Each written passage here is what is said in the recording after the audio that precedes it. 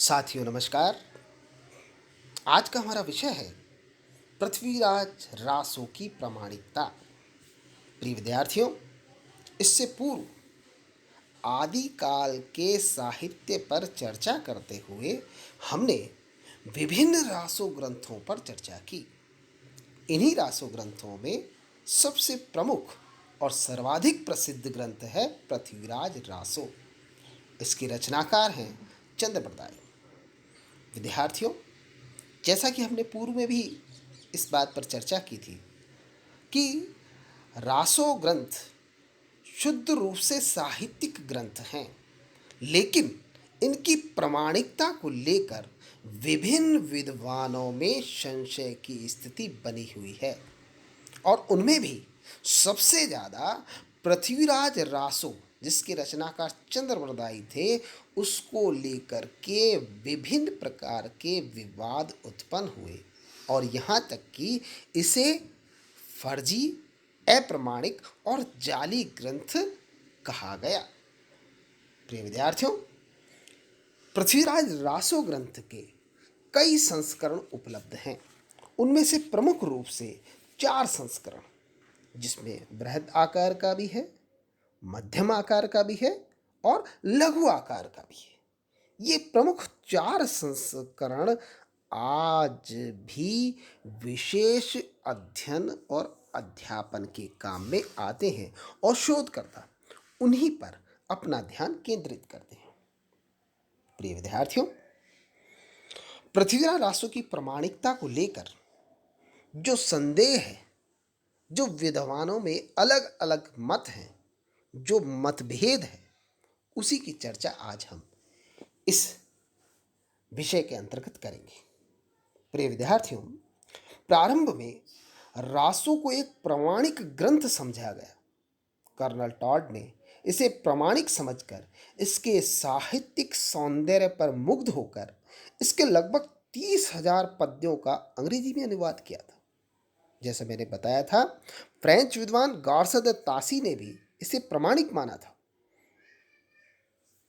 किंतु इसी बीच 1875 ईस्वी में डॉक्टर वूलर को कश्मीर में जैनक रचित पृथ्वीराज विजय नामक संस्कृत काव्य उपलब्ध हुआ।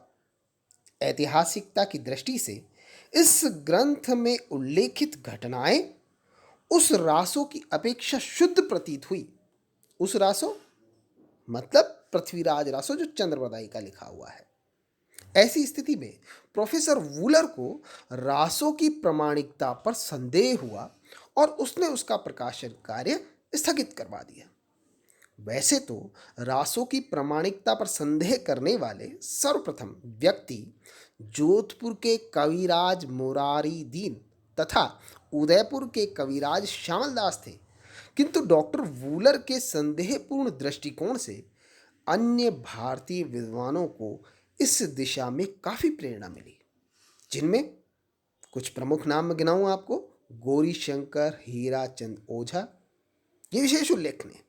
इन्होंने ऐसे एकाट्य युक्तियों से प्रस्तुत की, ऐसी एकाट्य युक्तियां और तर्क प्रस्तुत किए जिससे कि रासो को अप्रामाणिक सिद्ध किया जा सके। इसी प्रकार दूसरे इतिहासकार डॉक्टर दशरथ शर्मा ने ओझा की तमाम शंकाओं को निर्मूल सिद्ध करने के लिए तथा रासो को प्रामाणिक ग्रंथ सिद्ध करने के लिए विशेष उल्लेखनीय प्रयत्न किए।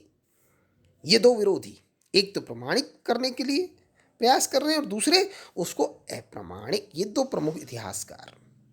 सच यह है कि हिंदी साहित्य में रासो की प्रामाणिकता का प्रश्न आज तक विवादास्पद बना हुआ है। कुछ आलोचक रासो को नितांत अनैतिहासिक मानते हैं, जबकि कुछ विद्वान इसे सर्वथा प्रामाणिक मानते हैं। इस संबंध में विद्वानों का तीसरा वर्ग रासो को अर्ध प्रामाणिक रचना मानता है। चौथा वर्ग ऐसा है जो चंद्रप्रदायी को पृथ्वीराज का समकालीन तो मानता है, पर इनके मत के अनुसार चंद्रप्रदायी ने रासो की रचना नहीं की। इन चार वर्गों को अगर हम अलग अलग बांटें विद्यार्थियों तो इस प्रकार होंगे। ये समस्त पृथ्वीराज रासो की आलोचना करने वाले चार प्रमुख। प्रथम वर्ग, यह वर्ग पृथ्वीराज रासो ग्रंथ को सर्वथा अप्रामाणिक मानता है। यह वर्ग चंद्रप्रदाय के अस्तित्व को तथा पृथ्वीराज रासो को पृथ्वीराज की समकालीन रचना भी नहीं मानता। इस पक्ष के समर्थक हैं कविराज श्यामल दास, कविराज मुरारी दीन, गौरीशंकर हीराचंद ओझा, डॉक्टर वूलर, मॉरिसन, मुंशी देवी, श्री अमृतलाल, श्री रामचंद्र शुक्ल तथा डॉक्टर रामकुमार वर्मा। दूसरा वर्ग, यह वर्ग रासो के वर्तमान रूप को प्रमाणिक तथा चंद्रप्रदायी को पृथ्वीराज का समकालीन मानता है। और इस पक्ष के समर्थक हैं श्याम सुंदर दास, मथुरा प्रसाद दीक्षित, मोहनलाल विष्णुलाल पांड्या, मिश्र बंधु तथा मोतीलाल मेनारिया आदि। इनमें से कुछ रासों में जो प्रक्षिप्त जोड़ दिए गए अंशों का बहुत बड़ी संख्या में होना मानते हैं। उनका मानना है कि बाद में बहुत से कवियों और लेखकों ने कई सारी घटनाएं उसमें चस्पा कर दी, उसमें जोड़ दी, मूल रूप उसका बिगड़ गया। इसी प्रकार तीसरा वर्ग, यह वर्ग मानता है कि पृथ्वीराज के दरबार में चंद्रप्रदायी नामक कवि था जिसने पृथ्वीराज रासो लिखा था, किंतु अब वह मूल रूप में प्राप्त नहीं होता। आज उसका परिवर्तित एवं विकृत रूप, बिगड़ा हुआ रूप उपलब्ध होता है। और इस पक्ष के समर्थक हैं डॉक्टर सुनीति कुमार चटर्जी, मुनि जिनविजय, अगरचंद नाहटा, डॉक्टर दशरथ शर्मा, कविराज मोहन सिंह और डॉक्टर हजारी प्रसाद द्विवेदी। ये विद्वान पृथ्वीराज रासो ग्रंथ को अर्ध प्रमाणिक रचना स्वीकार करते हैं। इसी प्रकार विद्यार्थियों चौथा वर्ग, यह वर्ग मानता है कि चंद्रप्रदायी पृथ्वीराज का समकालीन था, उसी के समय में हुआ था और दोनों मित्र भी थे जैसा कि कहानी में हम सुनते हैं, परंतु उसने प्रबंध रूप में रासो की रचना नहीं की। कहने का मतलब प्रबंध काव्य के रूप में उसने पृथ्वीराज रासो नामक ग्रंथ की रचना नहीं की। जैन ग्रंथमाला में प्राप्त पदों को उसकी फुटकर रचना मानता है। नरोत्तम स्वामी का भी यही मत है, वो भी यही मानते हैं कि फुटकर रूप में छंद लिखे गए, मुक्तक के रूप में छंद लिखे गए और वो फुटकर रचना थी और धीरे धीरे वह बड़े रूप में हमें आज प्राप्त होती है। प्रिय विद्यार्थियों, ये चार वर्ग। अब हम रासो की प्रमाणिकता और अप्रमाणिकता के संदर्भ में चर्चा करेंगे। पहले पृथ्वीराज रासो की अप्रमाणिकता, वो प्रमाणिक क्यों नहीं है, वह जाली और जिसे आप सही क्यों नहीं मान रहे हैं, इसके कुछ कारण, और इन कारणों को विद्वान तीन भागों में बांटते हैं। एक तो घटना वैषम्य, उसमें घटनाओं में विषमता है, अलग अलग है। काल वैषम्य, उसमें जो समय दिया हुआ है वो भी इतिहास से और अन्य ग्रंथों से मैच नहीं खाता। और तीसरा भाषा संबंधी अव्यवस्था। प्रिय विद्यार्थियों, उस समय की भाषा और बाद की भाषा, इन दोनों में अंतर है और इस भाषा को लेकर के भी इस ग्रंथ को जाली और अप्रमाणिक माना गया। हम इन तीनों की विस्तार से यहाँ पर चर्चा करेंगे। सबसे पहले घटना वैषम्य। ऐसी कौन सी घटनाओं का उसमें उल्लेख है जो अन्य ग्रंथों में नहीं है? समकालीन जो अन्य ग्रंथ लिखे गए चाहे संस्कृत साहित्य में या और कहीं, उनसे उसका मेल नहीं खाता या इतिहास से उसका मेल नहीं खाता, उसको हम कहेंगे घटना वैषम्य। विद्यार्थियों, रासों में, पृथ्वी रासों में दिए गए अनेक नाम तथा घटनाएं इतिहास सम्मत नहीं है, मतलब इतिहास में जो लिखी गई है उससे उनका मेल नहीं खाता। जैसे सबसे पहले रासों में परमार, चालुक्य और चौहान क्षत्रिय अग्निवंशी माने गए हैं, जबकि प्राचीन ग्रंथों और शिलालेखों के आधार पर ये सूर्यवंशी प्रमाणित होते हैं। दूसरा कारण, चौहानों की वंशावली, पृथ्वीराज की माता का नाम, माता का वंश, पुत्र का नाम, सामंतों का नाम आदि ऐतिहासिक शिलालेखों तथा पृथ्वीराज विजय नामक ग्रंथ से मेल नहीं खाते। पृथ्वीराज की मां अनंगपाल की लड़की नहीं थी और न ही जयचंद अनंगपाल का दोहित्र तथा राठौड़ वंशी था। शिलालेखों में उसे गहरवार क्षत्रिय बताया गया है। ओझा जी ने पृथ्वीराज तथा जयचंद की शत्रुता तथा संयोगिता स्वयंवर की बात को भी अनैतिहासिक कहा है, मतलब वो भी घटना ऐतिहासिक नहीं है, उसके कोई ऐतिहासिक प्रमाण उपलब्ध नहीं होते। चौथा, जो घटना वैषम्य है, इतिहास के अनुसार अनंगपाल उस समय दिल्ली का राजा नहीं था और न ही पृथ्वीराज को उसने गोद लिया था। पृथ्वीराज अजमेर का शासक था, न कि दिल्ली का। बीसल देव पहले से ही दिल्ली राज्य को अजमेर राज्य में सम्मिलित कर चुके थे। ये भी एक महत्वपूर्ण घटना है। पांचवा, पृथ्वीराज की मां का नाम कर्पूर देवी था, न कि कमला, जैसा कि पृथ्वीराज रासो ग्रंथ में वर्णित है। छठा, पृथ्वीराज की बहन प्रथा का विवाह मेवाड़ के राजा समर सिंह से नहीं हुआ था, क्योंकि शिलालेखों से यह प्रमाणित हो चुका है कि समर सिंह पृथ्वीराज के पश्चात लगभग 109 वर्ष बाद तक जीवित रहा। ऐसे में दोनों एक साथ कैसे हो सकते हैं? अगली घटना, गुजरात के राजा भीम सिंह का पृथ्वीराज द्वारा वध भी ऐतिहासिक प्रमाणों से मेल नहीं खाता, क्योंकि राजा भीम सिंह पृथ्वीराज के पश्चात 50 वर्ष तक जीवित रहे थे। जब वो जीवित थे तो पृथ्वीराज ने उनका वध कैसे किया? भीम सिंह पृथ्वीराज के समय बालक ही था। अगली घटना, शहाबुद्दीन का मृत्यु संबंधी इतिवृत्त भी कोरी कल्पना पर आधारित है, क्योंकि मोहम्मद गोरी की मृत्यु पृथ्वीराज के हाथों नहीं, गख्खरों के हाथों से हुई थी।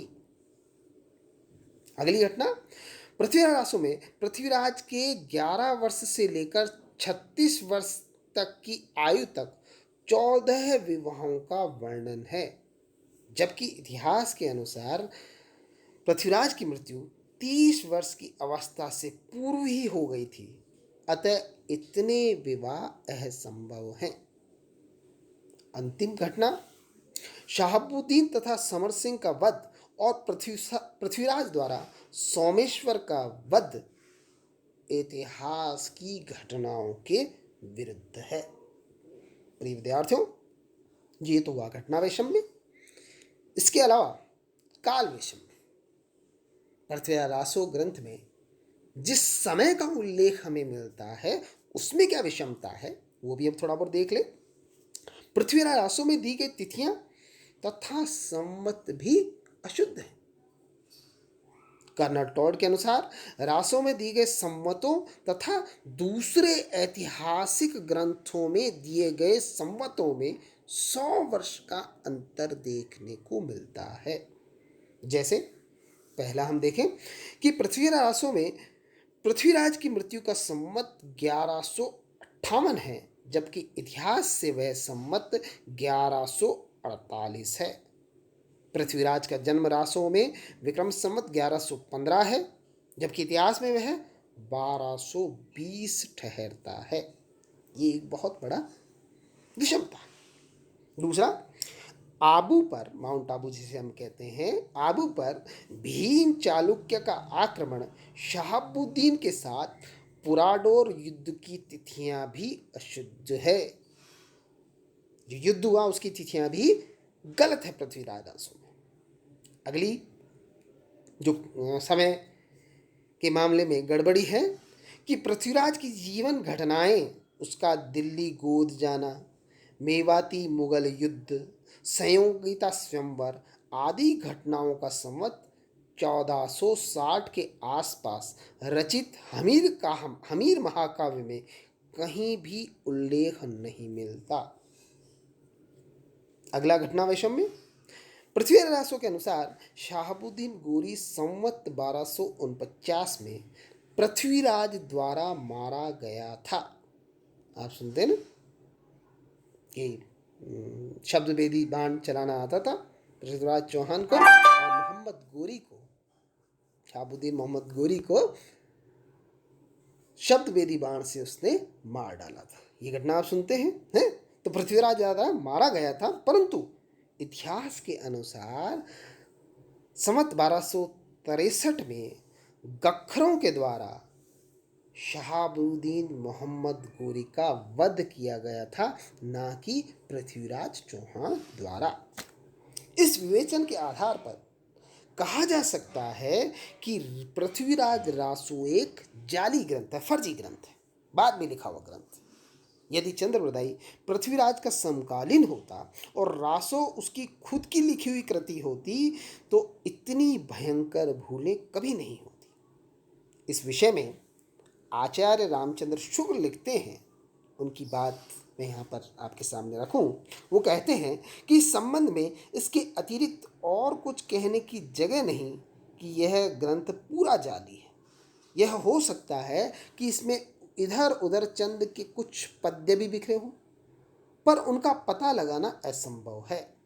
यदि किसी समसामयिक कवि का रचा होता और उसमें कुछ थोड़े अंश ही पीछे से मिले होते तो कुछ घटनाएं और इसमें कुछ संवत तो ठीक होते।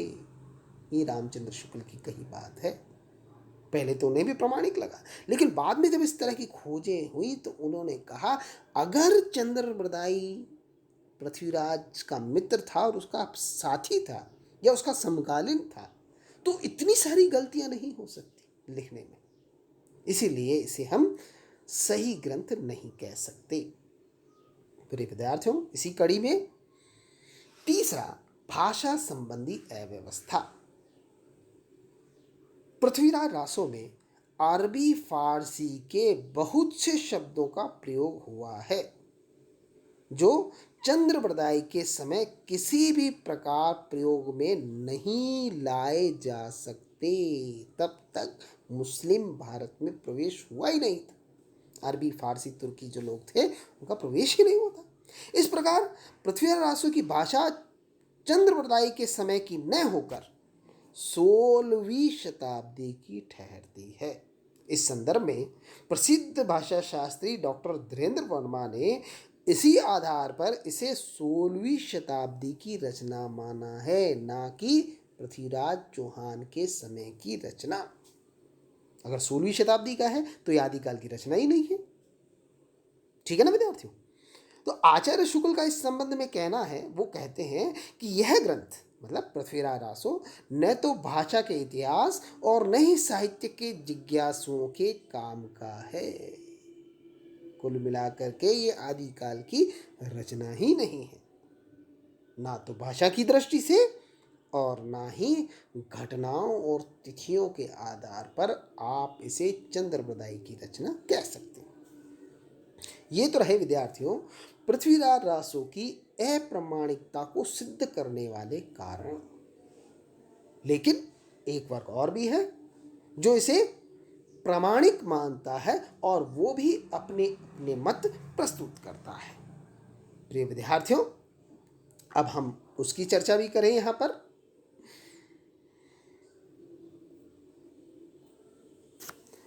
विद्यार्थियों, रासो को प्रामाणिक मानने वालों का जो मत है उसमें वो कहते हैं कि पृथ्वीराज रासो एकदम जाली या फर्जी पुस्तक नहीं है। इसमें बहुत कुछ बाद में जोड़ा गया, जिसके कारण इसका स्वरूप बिगड़ गया। शुद्ध रूप में वैसा हमें नहीं मिलता जैसा कि चंद्रप्रदाय ने लिखा होगा। पर इस विशाल ग्रंथ में कुछ सार भी अवश्य है। इसका मूल रूप निश्चित रूप से साहित्य और भाषा के अध्ययन की दृष्टि से अत्यंत महत्वपूर्ण है। पृथ्वीराज रासो के जो मैंने 4 संस्करण बताए, बड़ा भी है, मध्यम आकार का भी है और लघुतम भी है।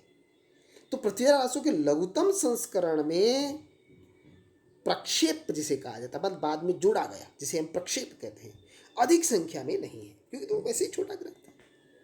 मुनि जिनविजय का कहना है कि रासो का मूल रूप अल्पकाय था, मतलब छोटा था, और उसकी भाषा अपभ्रंश थी।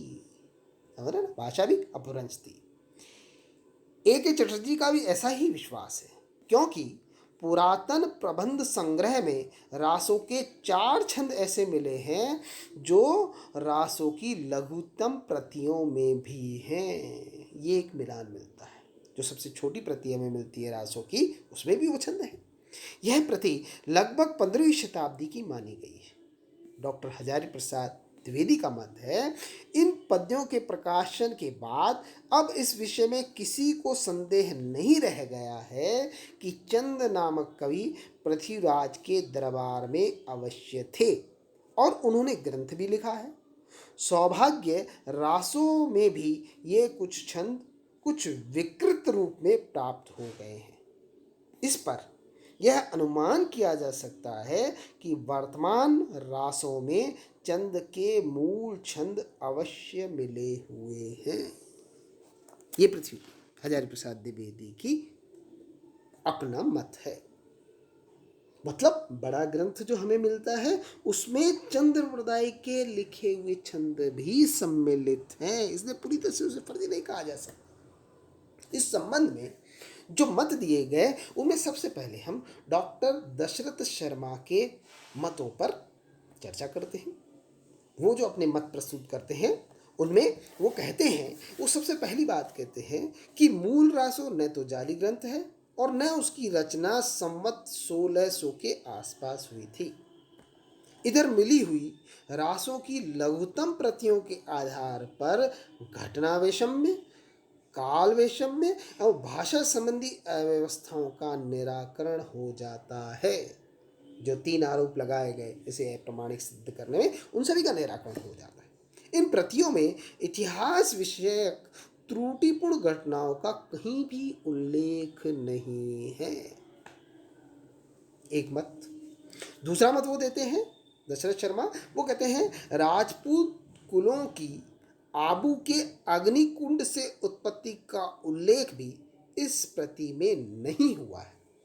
उसमें केवल इतना लिखा है कि ब्रह्मा के यज्ञ से वीर चौहान मानिक राय उत्पन्न हुआ। सृजन चरित्र, हमीर काव्य और पुष्कर तीर्थ में भी यह कथा इसी प्रकार से उल्लेखित है। अगला मत देते हैं कि ओझा जी के अनुसार रासों की अशुद्ध वंशावली का यह विस्तार बीकानेर की लघुतम प्रति में भी नहीं है। पृथ्वीराज विजय में और इस प्रति की वंशावली में कुछ ही नामों का अंतर है, ज्यादा अंतर नहीं है। आगे वो लिखते हैं, अगला मत देते हैं कि अनंगपाल और पृथ्वीराज के संबंध की अशुद्धि इस प्रति में भी है। शर्मा जी इसका कोई कारण नहीं बता सके कि वो शुद्धि क्या है और क्यों है, उसका कारण नहीं बता सके। संयोगिता स्वयंवर का वर्णन सभी प्रतियों में विस्तार पूर्वक है।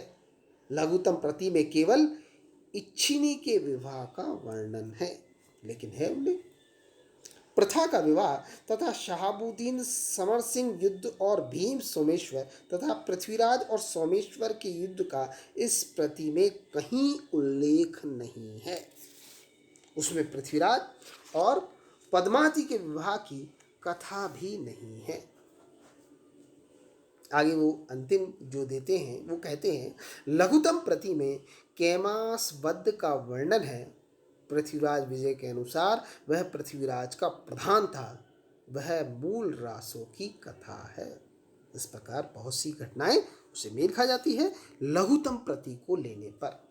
इस प्रकार डॉक्टर दशरथ शर्मा का कहना है कि पृथ्वीराज रासो की अप्रामाणिकता के संबंध में दी गई सब युक्तियां हेत्वाभास है, वो सिर्फ आभास मात्र है। वे आगे लिखते हैं उन्हीं के शब्दों में, वो कहते हैं कि सारांश यह है कि अपने मूल रूप में रासों की ऐतिहासिकता अक्षुण्ण है। इस समय आवश्यकता इस बात की है कि बीकानेर की प्रति से भी रासों की पुरानी प्रति को खोज निकाला जाए।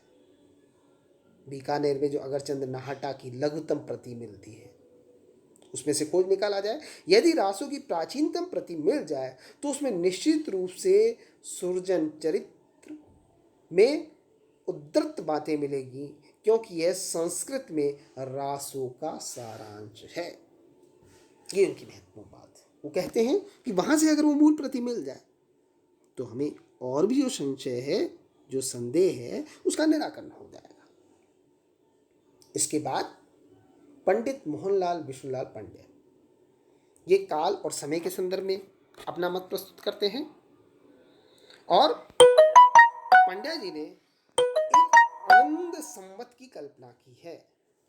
अनंत अर्थात ऐसे शून्य और नंद से 9 के अंक जोड़ने से 90 वर्ष का व्यवधान सभी तिथियों में ठीक बैठता है।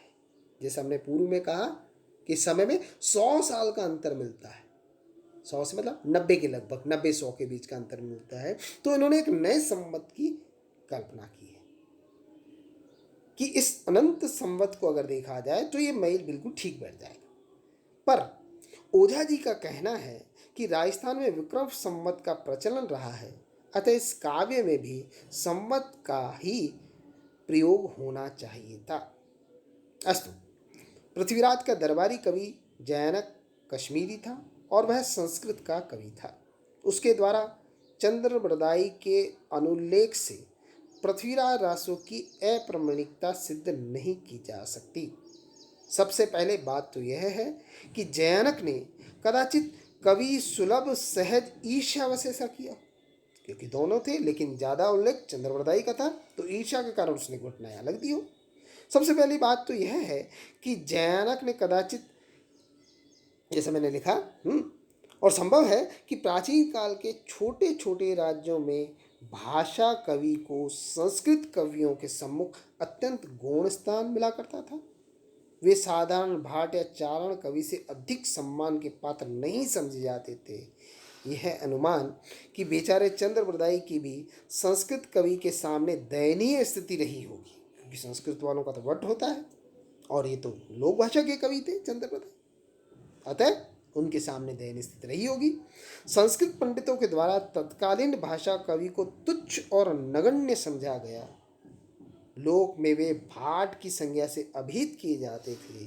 संभवतः ऐसे भाट कवि अपनी प्रतिभा का विशेष सम्मान प्राप्त न करके प्रशस्ति परक से मतलब अतिशोक्तिपूर्ण और उन अतिशोक्तियों द्वारा आश्रयदाता को रिझाकर जीवन यापन करते रहे हों। और ये सत्य भी है। हमने जैसा पढ़ा पिछली बार भी कि चारण भाट कवि अतिशोक्तिपूर्ण बड़ा चढ़ा करके वर्णन किया करते थे, और वही वर्णन चंद्रबरदाई के पृथ्वीराज रासों में भी मिलता है। इसी प्रकार तीसरा मत डॉक्टर हजारी प्रसाद द्विवेदी ने बहुत ही व्यवहारिक खोज और विश्लेषण विवेचन कर अपना मत प्रस्तुत किया। डॉक्टर हजारी प्रसाद द्विवेदी ने, जैसा कि मैं बताया हूँ, पृथ्वीराज रासो को अर्ध प्रामाणिक रचना स्वीकार किया है। उनका कहना है कि इस रासो का काव्य रूप, जो इसका काव्य रूप है, वह 10वीं शताब्दी के साहित्य के काव्य रूप से मैच करता है, समानता रखता है। इसी संवाद प्रवृत्ति और रासो प्रवृत्ति और कीर्ति पताका और संदेश रासक से सामने रखती है। ये जो रचनाएं हैं, कीर्ति पताका, संदेश रासक, उससे इसकी संवाद प्रवृत्ति मैच करती है। इसमें सभी प्राचीन कथानक रूढ़ियों का सुंदर निर्वाह हुआ है। जो उस समय कथानक रूढ़ियाँ थी, जो कहानियों में आती थी बीच में, वो सब यहाँ पर मिलती है। 12वीं शती की भाषा की संयुक्ताक्षर में अनुस्वारांत प्रवृत्ति इसमें उपलब्ध होती है। रासो विशुद्ध रूप से इतिहास ग्रंथ नहीं है, बल्कि एक काव्य ग्रंथ है। ये भी हमें देखना चाहिए। वो इतिहास का ग्रंथ नहीं है कि हम उसमें इतिहास ढूंढेंगे, वो काव्य ग्रंथ है और काव्य में कल्पना का महत्व होता है। ये बहुत अच्छी बात कही आचार्य प्रसाद द्विवेदी ने। वो कहते हैं कि हर्ष चरित के समान रासों में भी यत्र तत्र देवी शक्ति का आरोप है।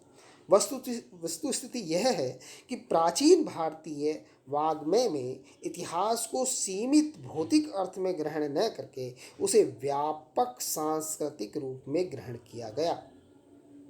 उसमें तथ्यों और कल्पना का अद्भुत मिश्रण है। उसमें सिर्फ तथ्य और ऐतिहासिक प्रमाणिक चीजें ही नहीं है, उसमें कल्पना का भी मिश्रण है तथा निजधरी कथाएं साथ साथ चलती है। इसके साथ उसमें संभावनाओं पर अधिक बल है। डॉक्टर हजारी प्रसाद द्विवेदी का विचार है कि रासों की रचना शुक शुकी के संवाद में हुई थी, तोता तोती के संवाद के रूप में हुई थी, जैसा कि हमारे यहाँ परंपरा रही है प्राचीन समय से। रामचरितमानस की भी रचना ऐसी हुई। तो शुक शुकी के संवाद के रूप में हुई थी। अतः जिन सर्गों का आरंभ शुक शुकी संवाद से होता है उन्हीं को प्रमाणिक माना जाना चाहिए। जैसे रामचरितमानस में काक भुषुंडी का संवाद, शिव पार्वती का संवाद, पूरी रामचरितमानस वैसे चले। तो ये पुरानी परंपरा है, तो बहुत अच्छा तर्क देते हैं कि जिसमें शुक शुकी संवाद से कथा चल रही है वही प्रामाणिक माना चाहिए। इस आधार पर आचार्य प्रसाद द्विवेदी ने कुछ सर्गों को प्रमाणिक मानने का सुझाव दिया। वो कहते हैं जैसे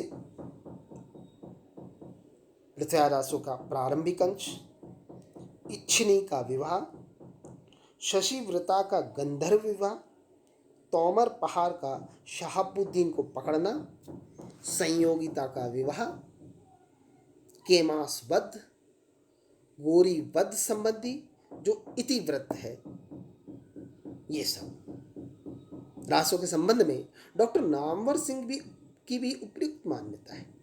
वो कहते हैं कि शुक का दौत्याकार्य, नायिका को अप्सरा का अवतार कहना, महादेव के मंदिर में नायक नायिका का मिलना, सिंघल द्वीप, फल द्वारा संतान की उत्पत्ति, लिंग परिवर्तन आदि बातें अनैतिहासिकता की द्योतक नहीं बल्कि कथानक रूढ़ी के निर्वाह की सूचक है।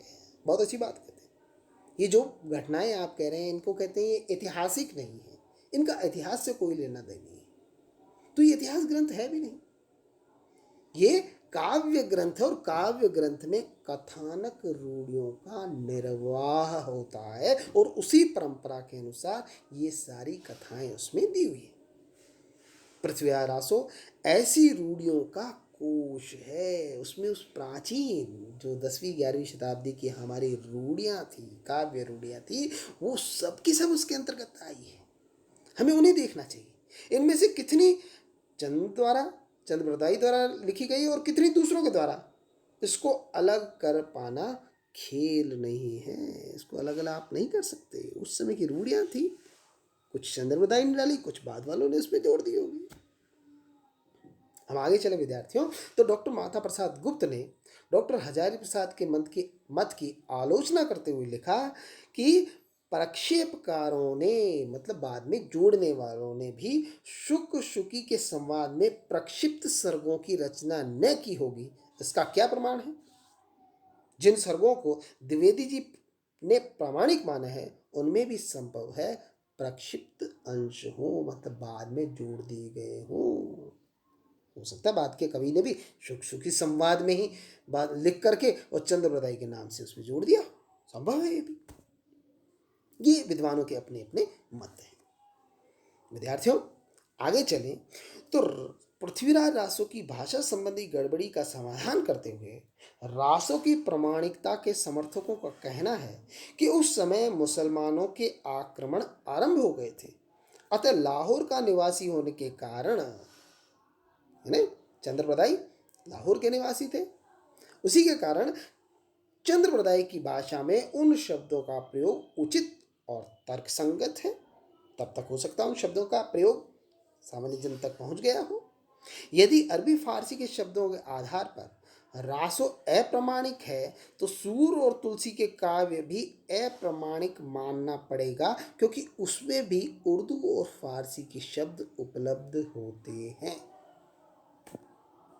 बहुत ही महत्वपूर्ण बात यहाँ पर करते हैं, क्योंकि लगभग सारे कवियों में अरबी फारसी के शब्दों का प्रयोग होता है, तो फिर चंद्रप्रदाय के काव्य में क्यों नहीं होगा?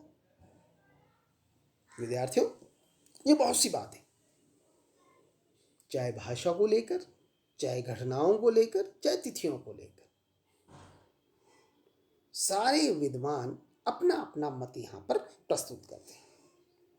हम किसी निष्कर्ष पर पहुंचे तो विद्यार्थियों, इस प्रकार रासों के प्रामाणिकता के संबंध में अनेक मत प्रचलित हैं।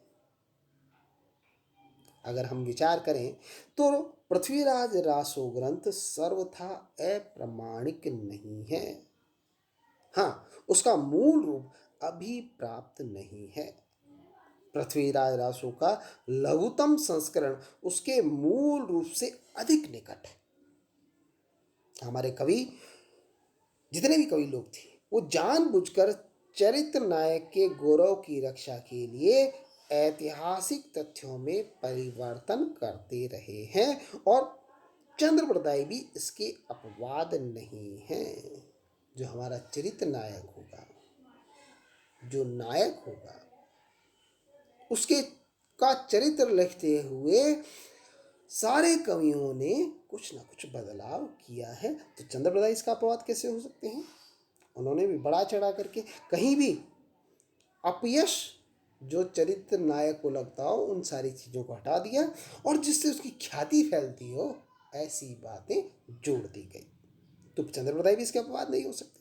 साथ ही यह भी मानना होगा कि 12वीं शताब्दी तक हिंदी का विकास इतना अधिक नहीं हुआ था कि वह साहित्य में प्रयुक्त होती, इसीलिए अपभ्रंश का उस पर प्रभाव ज़्यादा था। अतः रासों का मूलतः अपभ्रंश में रचा जाना ही अधिक संभव है। अस्तु, रासों की प्रामाणिकता और अप्रामाणिकता के विषय में हिंदी साहित्य में इतना अधिक कहा सुना गया है कि एक साधारण पाठक हैरान रह जाता है कि वह इसे असली कहे या जाली या नकली। हम तो आज भी पृथ्वीराज की कथाओं को बड़े ध्यान से, लेकिन कही हुई किसकी है? चंद्रप्रदाय की। अंत में हम डॉक्टर हजारी प्रसाद द्विवेदी के इन शब्दों के साथ इस अध्याय को यहीं पर समाप्त करेंगे, और वो बड़े विनम्र स्वर में ये कहते हैं कि निरर्थक मंचन से जो दुस्तर फैन राशि तैयार हुई है, उसे पार करके ग्रंथ के साहित्यिक रस तक पहुंचना हिंदी के विद्यार्थी के लिए असंभव सा व्यापार हो गया है। जो विवाद हैं, उन विवादों में हिंदी साहित्य का विद्यार्थी उस साहित्यिकता को, उस रस को प्राप्त नहीं कर सकता। प्रिय विद्यार्थियों, हजारी प्रसाद द्विवेदी के इन शब्दों के साथ ही हम इस अध्याय को यहीं पर समाप्त करते हैं। मैं समझता हूँ आप इसे बहुत अच्छे से समझे होंगे। आज के लिए इतना ही। धन्यवाद।